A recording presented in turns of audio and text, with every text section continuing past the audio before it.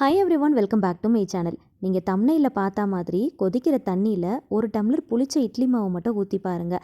ரெண்டு இன்ட்ரெஸ்டிங்கான விஷயத்தை இந்த வீடியோவில் செஞ்சு காட்டியிருக்கிறேன். ரொம்பவே யூஸ்ஃபுல்லாகவும் இன்ட்ரெஸ்டிங்காகவும் இருக்கும். ஸோ வீடியோவை ஸ்கிப் பண்ணாமல் பாருங்கள். பார்க்குறதுக்கு முன்னாடி சேனலை மறக்காமல் சப்ஸ்கிரைப் பண்ணிக்கோங்க. கூடவே இருக்கிற பெல் ஐக்கனையும் கிளிக் பண்ணிக்கோங்க. அப்போ தான் நான் போடுற வீடியோஸ் உங்களுக்கு நோட்டிஃபிகேஷனாக வரும். நீங்கள் மிஸ் பண்ணாமல் பார்க்கலாம். இது செய்யறதுக்கு நல்ல கனமான அகலமான ஒரு பாத்திரமாக பார்த்து எடுத்துக்கோங்க. எந்த டம்ளரில் இட்லி மாவு எடுக்க போகிறோமோ அதே டம்ளரில் 2 டம்ளர் அளவுக்கு தண்ணி ஊற்றிக்கலாம். தேவையான அளவுக்கு உப்பு, 1 டீஸ்பூன் அளவுக்கு நெய் சேர்த்து நல்லா மிக்ஸ் பண்ணிவிட்டு கொஞ்சம் நல்லா கொதித்து சூடாகி வரும்போது 1 டம்ளர் அளவுக்கு புளிச்ச இட்லி மாவு எடுத்துருக்கிறேன். அதை இந்த தண்ணியில் அப்படியே ஊற்றிடலாம்.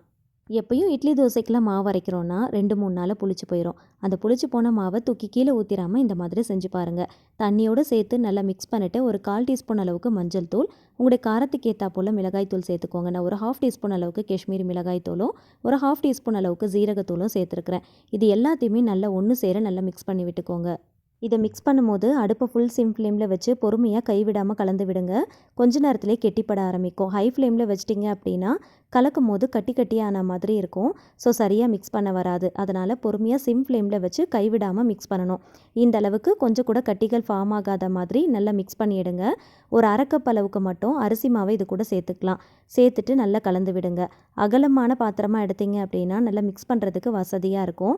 நல்ல கனமான பாத்திரமாக எடுத்தீங்க அப்படின்னா கொஞ்சம் கூட அடிப்பிடிக்காமல் ஒட்டாமல் வரும். எல்லாத்தையும் நல்லா ஒன்று சேர மிக்ஸ் பண்ணதும் ஸ்டவ் ஆஃப் பண்ணிவிட்டு மூடி போட்டு ஒரு 10 நிமிஷத்துக்கு அப்படியே விட்டுறலாம். ஹீட்டில் மாவு நல்லா வெந்து வரும். கொஞ்ச நேரம் கழித்து ஓப்பன் பண்ணி தண்ணியை தொட்டுட்டு கையில் தொட்டு பார்க்கும்போது கையில் கொஞ்சம் கூட ஒட்டாமல் வரணும். அதுதான் சரியான பதம். இப்போ ஒரு பிளேட்டுக்கு மாற்றி கை பொறுக்கிற சூடு இருக்கும் போதே கையால் நல்லா அழுத்தி பிசைஞ்சுக்கோங்க. கையால் அழுத்தி பிசையும் போது கொஞ்சமாக ஆயிலோ இல்லைனா கீயோ அப்ளை பண்ணிக்கோங்க. மாவு நல்லா அழுத்தி பிசைஞ்சதுக்கு அப்புறமா ஈக்குவலாக 2 போர்ஷனாக பிரித்து எடுத்துக்கோங்க. அதில் ஒரு போர்ஷன்லேருந்து கொஞ்சம் கொஞ்சமாக மாவு எடுத்து நல்லா சின்ன சின்ன உருண்டைகளாக உருட்டிக்கோங்க. உருட்டும் போது கையில் கொஞ்சமாக ஆயிலோ இல்லைனா கீயோ அப்ளை பண்ணிக்கோங்க. அப்போ தான் உருட்டும் போது ஒட்டாமல் வரும். நல்லா உருட்டிட்டு பெருவிரலை வச்சு நடுவில் அழுத்துனீங்க அப்படின்னா இந்த மாதிரி பட்டன் ஷேப்புக்கு வந்துடும். இந்த மாதிரி எல்லாத்தையும் உருட்டிட்டு ஃபஸ்ட்டு ஒரு பிளேட்டில் அடுக்கிக்கலாம். இப்போ இதை அப்படியே இட்லி பிளேட்டில் வச்சு ஒரு 15 நிமிஷத்துக்கு ஸ்டீம் பண்ணி எடுத்துக்கலாம். இட்லி மாவில் உளுந்து வெந்தயம்லாம் சேர்த்துருக்கிறதுனால கொஞ்சம் நேரம் நல்லா வேக வச்சு எடுக்க போகிறோம். இப்போ இதை செய்யறதுக்கு பாத்திரத்தில் கொஞ்சமாக ஆயில் ஊற்றி சூடானதும் ஒரு 1/2 டீஸ்பூன் சோம்பு, ஒரு பிரிஞ்சி இலை, 2 பெரிய வெங்காயத்தை பொடியாக நறுக்கிட்டு சேர்த்துக்கலாம். சின்ன வெங்காயம் சேர்க்குறதா இருந்துச்சுன்னா ஒரு 10லேருந்து 15 போல் எடுத்து அதை பொடியாக நறுக்கிட்டு சேர்த்துக்கோங்க. இப்போ இந்த ரெசிபிக்கு தேவையான அளவுக்கு கொஞ்சமாக கல்லுப்பு சேர்த்துக்கலாம். ஆல்ரெடி மாவில் கொஞ்சம் உப்பு சேர்த்து வேக வச்சுருக்கிறதுனால பார்த்து சேர்த்துக்கோங்க. ஒரு 2-3 பல்லு பூண்டும் ஒரு சின்ன துண்டு இஞ்சியும் நல்லா பொடியாக க்ரஷ் பண்ணிவிட்டு இது கூட சேர்த்துக்கலாம்.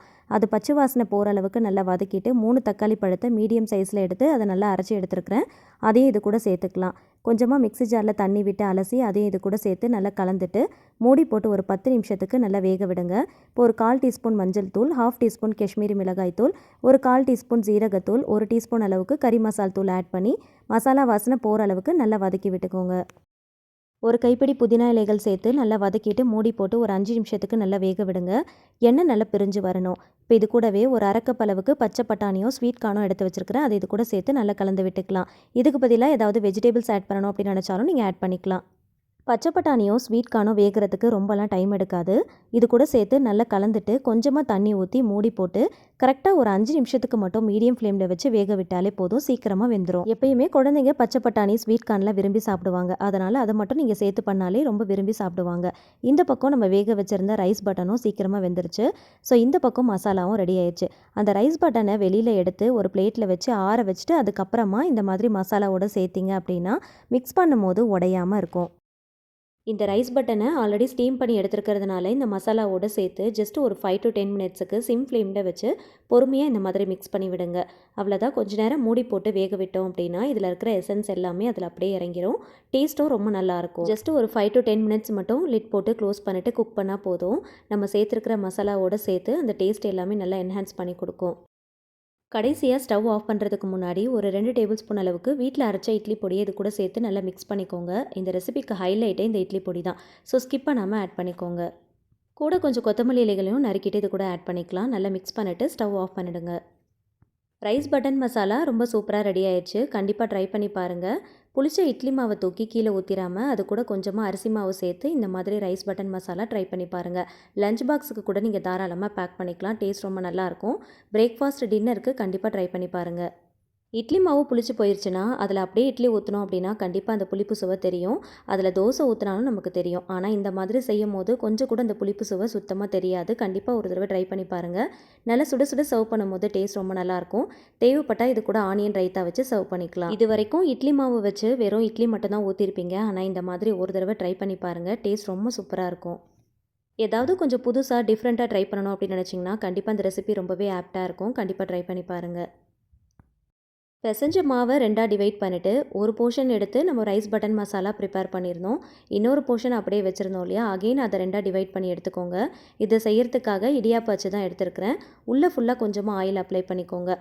ரிப்பன் பக்கோடா செய்யறதுக்காக ஒரு அச்சு யூஸ் பண்ணுவோம் இல்லையா, அந்த அச்சு யூஸ் பண்ணிக்கோங்க. மாவு உள்ளே போடுறதுக்கு முன்னாடி ஒரு தடவை கையால் நல்லா அழுத்தி பிசைஞ்சிட்டு அதுக்கப்புறமா உள்ளே போட்டுக்கோங்க. ஆயில் தடவிட்டு உள்ளே போடும்போது கொஞ்சம் கூட ஒட்டாமல் ரொம்ப ஈஸியாக பிழியறதுக்கு வரும். இதை பிழியறதுக்கு வாழை இலை இருந்துச்சுன்னா யூஸ் பண்ணிக்கோங்க. அப்படி இல்லைனா இந்த மாதிரி ஒரு பட்டர் ஷீட் எடுத்துக்கோங்க. அதில் பிழியும் போது எடுக்கிறதுக்கு ரொம்ப ஈஸியாக வரும். பிழியும் போது சரியாக வரல அப்படின்னா அதை மட்டும் தனியாக கட் பண்ணி எடுத்துருங்க.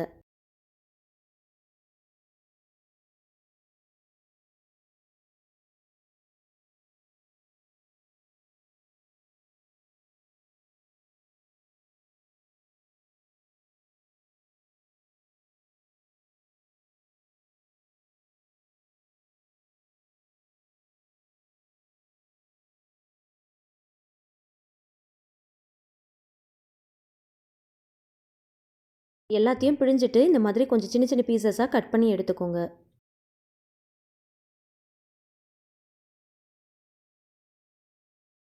சின்ன சின்ன பீசஸாக கட் பண்ணதுக்கப்புறமா இந்த மாதிரி ஒரு ஃபோக் ஸ்பூன் யூஸ் பண்ணி சென்டரில் இந்த மாதிரி லைட்டாக ப்ரெஸ் பண்ணி விடுங்க.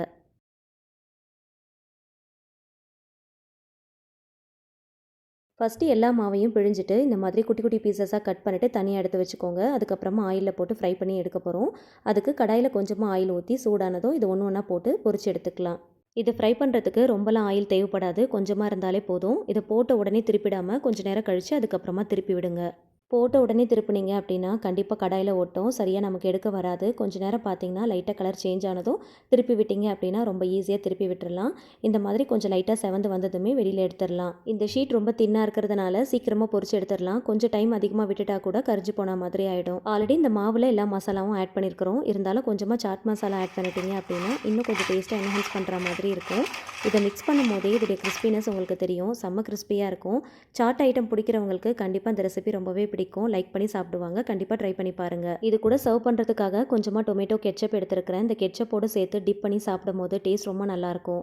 குழந்தைங்களுக்கு கடையில் விற்கிற லேஸ், குர்குரே, சிப்ஸ் ஐட்டம் இதெல்லாமே வாங்கி கொடுக்குறத அவாய்ட் பண்ணிவிட்டு வீட்லேயே இந்த மாதிரி ஹெல்த்தியாக செஞ்சு கொடுங்க. எக்ஸாக்டாக அதே மாதிரி டேஸ்ட்டில் தான் இருக்கும். சாட் மசாலாலாம் ஆட் பண்ணியிருக்கிறதுனால ரொம்ப டேஸ்ட்டாக இருக்கும். நல்ல கிறிஸ்பியாக இருக்கும். இந்த டொமேட்டோ கெட்சப்போட சேர்த்து டிப் பண்ணி சாப்பிடும்போது டேஸ்ட் உண்மையிலே வேறு லெவலில் இருக்கும். கண்டிப்பாக ட்ரை பண்ணி பாருங்கள். உடச்சி காட்டுறேன் எவ்வளோ கிறிஸ்பியாக இருக்குன்னு நீங்களே பாருங்கள். புளிச்சு போன இட்லி மாவில் இன்னும் இட்லி தோசைன்னு ஊற்றிட்டு இருக்காம அது கூட கொஞ்சமாக அரிசி மாவு சேர்த்து இந்த மாதிரி பிரேக்ஃபாஸ்ட்டுக்கோ டின்னருக்கோ இல்லைனா ஸ்நாக்ஸ் ஐட்டமாகவோ நீங்கள் ட்ரை பண்ணி பார்க்கலாம். சாட் ஐட்டம் சாப்பிட்றவங்களுக்கு கண்டிப்பாக இந்த ரெசிபி ரொம்பவே பிடிக்கும்.